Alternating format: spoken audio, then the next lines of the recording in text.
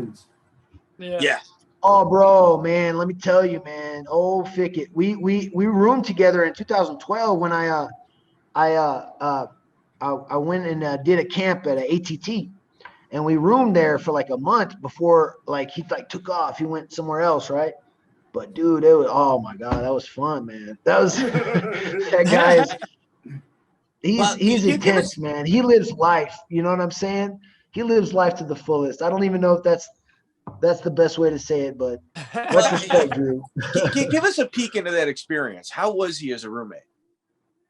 Oh man, he's just well, you know, I'll tell you what, I don't care. I mean, we're all adults and grown up and everything, but we got some beers, right? So here's the main thing. There was going to be this hurricane coming through. I remember going to Bloqueo, which is a sparring at ATT, I think on Wednesday or something. And I remember on the way there, it was all cloudy and stuff. And, you know, on the news, I had heard something about, and there's this system coming through. And so there's going to be a hurricane coming through, right? And so it's like, oh, well, you know, over the next, 3-4 days, stock up and everything. So I go with him and we go to Costco, and Jason Chambers was my manager at the time. Okay. Super dude, really nice bro, awesome guy. Let me use his Beamer. He at the time, he's all baller, international athlete. He's Hollywood, man. That guy's Hollywood. Yeah, international athlete.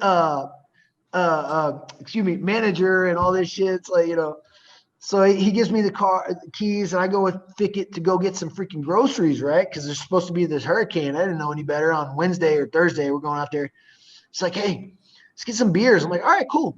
So got some beers, My fight's, I'm still 8 weeks off, if not more. I think I got out there about 10 weeks, a little less than 3 months to train for that fight. And so it was at the beginning. I was like, whatever. So we got some beers. Well, I think we got like a 30-pack of like some Bush or something crazy, just something really cheap. Well, long story short, we go back to the house, and I think I went out and did the PM training. And when I came back, there's shit strewn all throughout the house. I'm like, music's cranked up. I heard it on the way out, coming into the house. I remember the setup at the time. Jason Chambers, he had this house in the same subdivision of Fort Lauderdale that he had set me up with to not be over at the ATT hotel. Jason Chambers was like, "Oh, you just stay out with me. You don't want to stay over there because it's a little uncomfortable and this and that. Come out to Fort Lauderdale. I got you this Airbnb." Well, I don't think it was even an Airbnb at the time. It was Craigslist. Excuse me. It was 2012. It wasn't even an Airbnb. Anyways, he's like, "Yeah, you stay out there." I go out there and Drew's out there. So anyways, we're okay. So back to the story. We're here about 10 days, 2 weeks later, there's a hurricane coming through. We're at the store, bought all that stuff, right? Bought all the groceries, some beers, came back. I went to the training. I went to PM training. When I come back, there's music. I turn the key, go in the door. The owner of the house had said him and his girl were going to take off over that week. And so Drew and I pretty much had the house to ourselves or whatever. I go in the house. There's like some blaring sound. I don't remember what kind of music it was. I go in there, shit strewn everywhere. I'm like, Fickett. I'm like, Drew. I'm like, yelling for him. Anybody home? And he comes out in his wrestling singlet with like a towel wrapped around his head.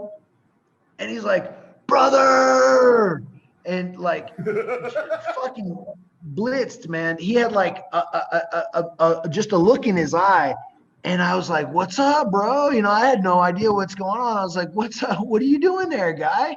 Looking at him, shit strewn everywhere. At this time, I didn't know, that could happen, more and more. And that was something that could happen when Drew Fickett's around. I didn't know that. So I remember going back into my room. There was 2 rooms and then a kitchen and then the owner of the house's suite. I go off into my room and I go text up Jason. I'm like, Jason, Drew's fucking, I think he's drunk, man. I went and opened up the fridge. There was no beers. He's like, hey, he's like, Prater, let's train.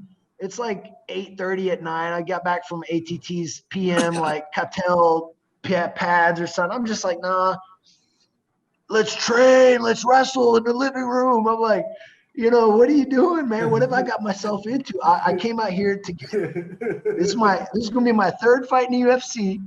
I'm like, I come off a fucked up first fight where he was like a DQ, and it looks like I took the loss, I bitched out, whatever. I come back, I fight the first. I always say yes. First guy they give me, I take a decision. You're gonna get another fight. You better win. At all costs. I take my manager's advice. I'm like, I want to go to ATT where people go to get results or whatever, and first thing I know, man, I'm like, man, I got to deal with this. So that happened a couple times. Let's just leave it like that, Mike. That happened a couple times. Or that's not all that happened, but I mean, there were a couple times where I seen some funny episodes, man.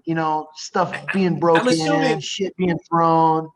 Yeah, I'm assuming kind of like if you watch the Coneheads movie and how they drink beers, I'm assuming you opened up all 30 beers and just dumped it right over his head, because that guy, man, holy smashing cow. them. Yeah. Can smashing the whole thing, man. So you lose to Drew Fickett. Not an easy loss, obviously. It's kind of